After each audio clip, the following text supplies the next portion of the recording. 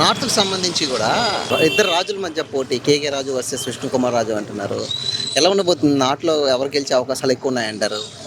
ఎవరు గెలిచారు అని అంటే గతంలో నేను ఒక మాట చెప్పానండి. గతంలో ఇక్కడ 2019లో గెలిచినటువంటి లీడర్ ఎవరండి? గంటా శ్రీనివాస్ గారు.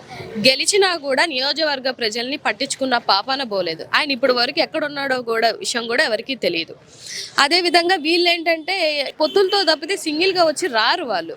వాళ్ళు వచ్చి ప్రయత్నించే పరిస్థితి కూడా ఉండదు. మాకు ఓట్లేయండి అడగడం మానేసి పక్కోళ్ళకు ఓట్లు వేయడం మానేయండి అని అడిగే మనస్తత్వాలు వీళ్ళవి. కానీ కేకే రాజు గారు ఓడిపోయినప్పటికీ కూడా నియోజకవర్గాన్ని అండగా నిల్చున్నారు. అదేవిధంగా కార్పొరేటర్లందరినీ గెలిపించుకున్నారు. అదేవిధంగా కరోనా లాంటి విపత్తులో కూడా ఆయన దగ్గరుండి ఒక ఒక ఒక చంటి బిడ్డను ఎలా అయితే కాపాడుకున్నారో అలాగే నియోజకవర్గ ప్రజలందరినీ కాపాడుకున్న వ్యక్తి కేకే రాజు గారు.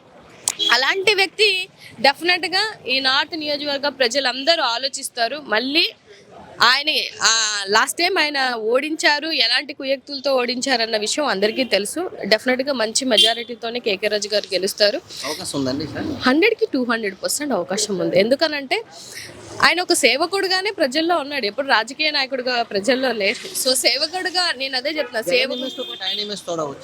100% అంటే పార్టీ ఇమేజ్ ఎంత ఉన్నప్పటికీ కూడా లోకల్ ఉన్నటువంటి నాయకుల ఇమేజ్ కూడా ఎంతో కొంత గెలుపుకి వాళ్ళ అవకాశం ఉంటుంది కదా. లేకుండా ఎవరినో నిల్చొని అసలు ఏం చేయకుండా సర్వీస్ ఏం చేయకుండా ప్రజలకి ఎప్పుడు దండగా నిల్చొని వాళ్ళని గెలిపించాలంటే కూడా ప్రజలు ఆలోచిస్తారు.